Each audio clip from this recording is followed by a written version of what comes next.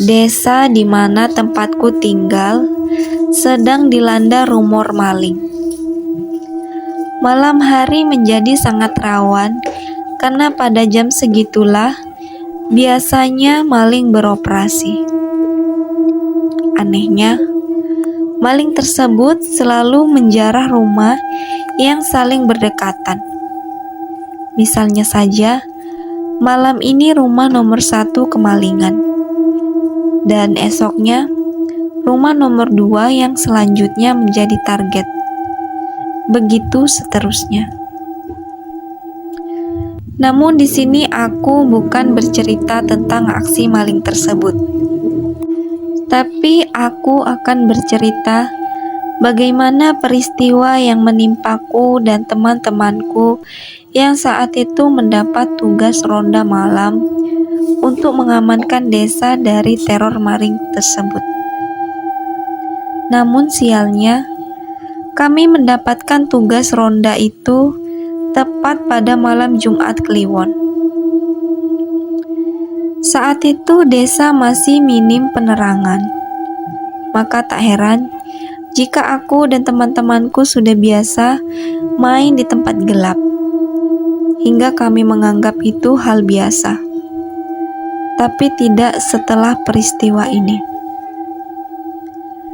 Pada malam kami bertugas ronda, salah satu temanku memberikan usul bagaimana jika kami menakut-nakuti maling tersebut dengan menyamar menjadi setan. Kami pun menyetujuinya dengan bermodalkan sprei putih dan tali rafia. Kami pun memilih setan pocong sebagai penyamarannya. Di desa kami kebetulan hanya punya 2 akses jalan utama, yaitu jalan masuk dan jalan keluar desa. Aku dan teman-teman sepakat bahwa tidak mungkin si maling tersebut menerobos 2 jalan tersebut, karena tak mungkin ia berani masuk lewat jalan yang terbuka macam itu. Lalu kami putuskan untuk menunggu maling tersebut di area pesawahan. Hari Kamis tepat malam Jumat Kliwon, aku dan teman-teman sedang berada di tempat yang gelap di antara tumbuhan padi.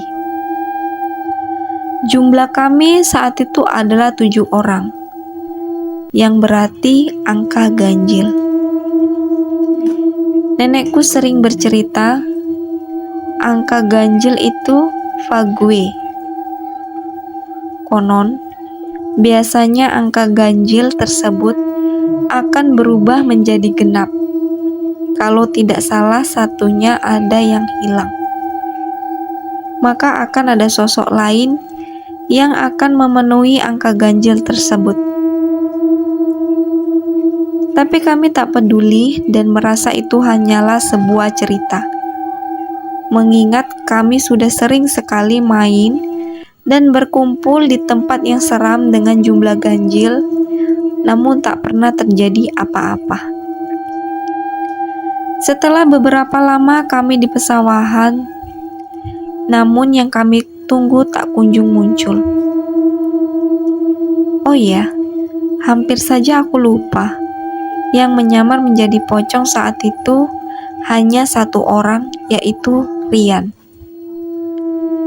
Kami melakukan hal itu agar saat malingnya nanti muncul, aku dan 5 temanku yang lain bisa langsung mengejarnya. Berhubung kami keburu bosan karena tak ada orang mencurigakan yang muncul, kami pun akhirnya menyerah. Namun, tepat di saat itu juga, Rian dengan dandanan pocongnya mendadak tergagap. Dia bilang kalau ia baru saja melihat sesuatu di atas langit. Kami terhenyak dan serentak mendongak ke arah yang ia tunjuk. Hingga aku sadar bahwa kini bulu kuduku berdiri. Teman-temanku yang lain memandang ngeri melihat objek di atas sana. Tepat di atas kami, ada sesuatu berwarna putih yang tengah melayang. Aku sempat berpikir bahwa itu hanyalah plastik yang terbang tersapu angin. Tapi seramnya, benda tersebut tidak bergerak sedikit pun. Padahal angin sedang berhembus dengan kencang. Aku berharap itu adalah sesuatu lain dan bukan sosok menakutkan yang sempat melintas di pikiranku. Tapi bentuknya yang lonjong dan tinggi dengan bagian atas dan bawahnya terikat, tak mampu aku elakkan. Memang sih, sosok itu terlihat jauh di atas sana. Tapi 200% aku yakin bentuknya memang seperti itu. Aku dan teman-teman yang lain mulai meringis ngeri. Serentak kami memutuskan untuk pergi dan pulang ke pos ronda. Tapi sialnya, benda di atas itu tiba-tiba saja mengarah pada kami dengan kecepatan yang tinggi. Aku dan yang lainnya berpengarah karena sebentar lagi kami akan tertimpa benda tersebut. Bruk.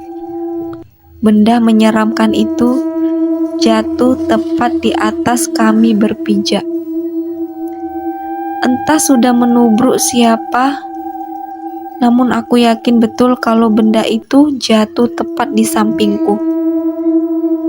Aku tak berani melihat dan tak tahu seperti apa wujud aslinya jika dilihat sedekat ini. Kami semua langsung panik, namun tubuhku tak mampu bergerak saking syoknya. Aku mendadak lumpuh dan tak bisa kemana-mana. Tapi untungnya salah satu temanku yang saat itu mampu bergerak langsung meraih tanganku membuat persendian tubuhku kembali normal. Aku pun akhirnya melakukan hal yang sama pada salah seorang yang ada di dekatku untuk membantunya berdiri dan berlari. Aku terus berlari tanpa menoleh ke belakang. Hingga akhirnya aku dan yang lainnya sampai di pos ronda yang ada di tengah-tengah desa. Kami masa bodoh dengan apa yang terjadi barusan. Justru kami malah membuat lelucon tentang kejadian tadi dengan saling bertukar imajinasi. Tadi itu apa ya? Gue nggak lihat. Hahaha. Seperti itulah. Namun kami mendadak bisu, merasakan ada sesuatu yang janggal di pos ronda ini.